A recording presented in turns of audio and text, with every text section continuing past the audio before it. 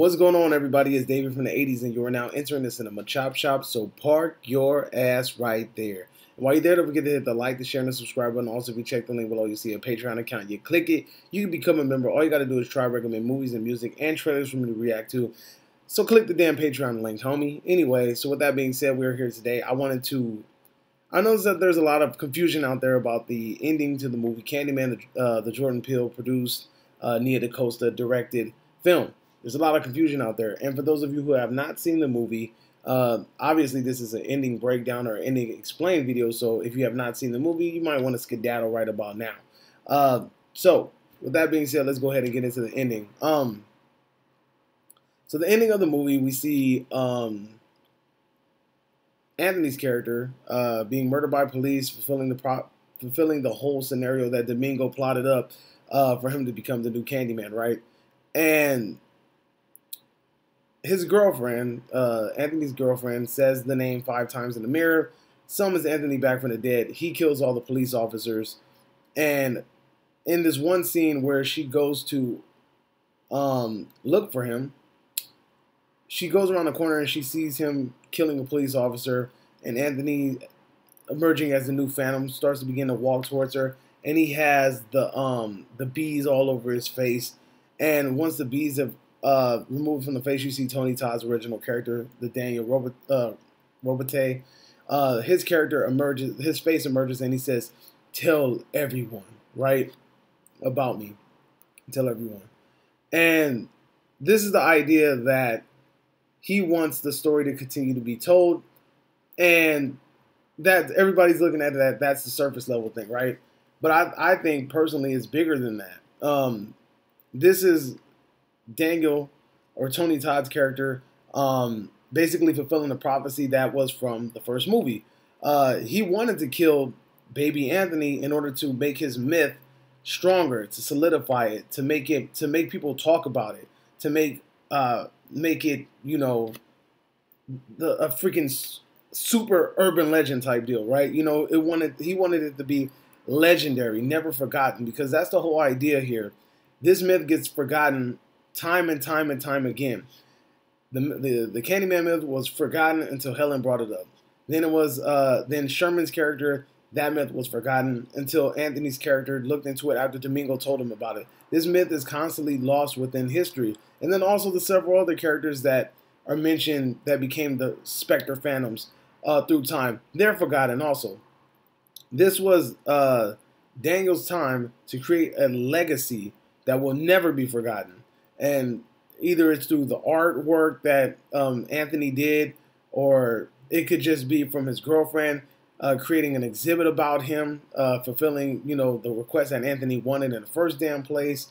It could be through many different avenues. But the idea is that he is fulfilling what was basically set forth in the first film.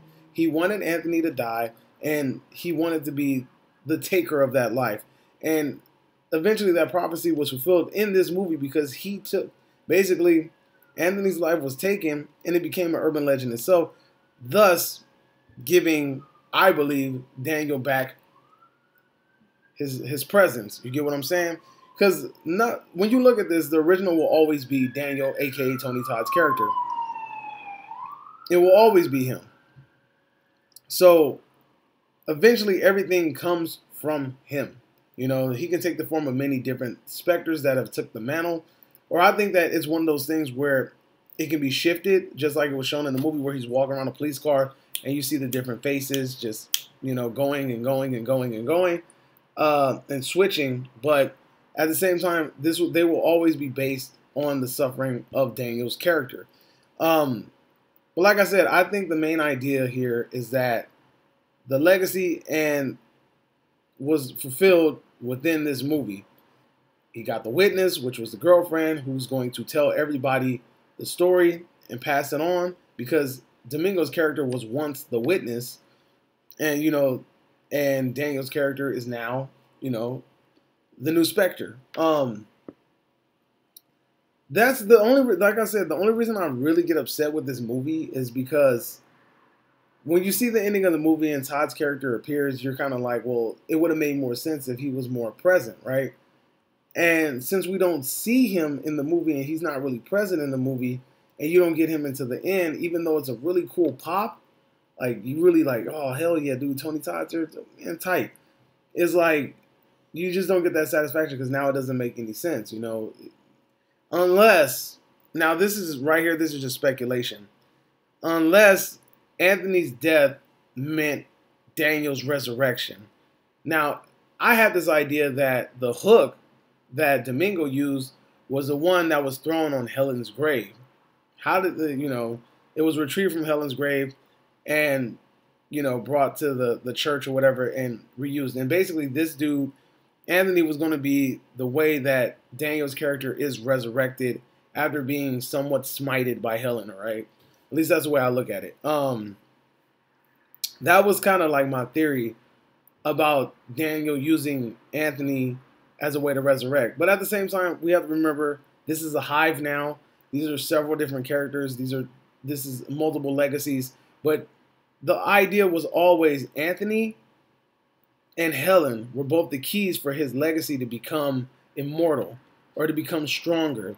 And he only had half of that with Helen. And since Helen died, it since it was just Helen that died, and she kind of took the glare from him, because even when they tell the story, they're telling the story about how Helen went crazy and things like that.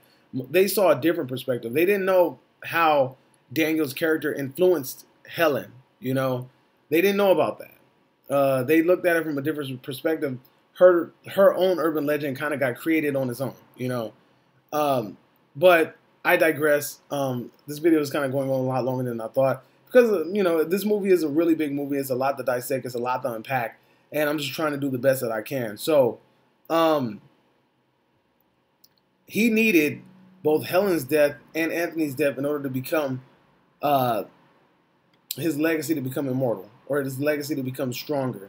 And I think that's at the end of this movie, him surfacing and showing his face was that key that says that, all right, now my legacy is stronger than it will ever be, and you are going to be the bringer of that, right? Or, I've basically fulfilled my prophecy. I got where I needed to go. Now you go tell my story, That's the way I look at it. So I hope I unpacked that the best that I could.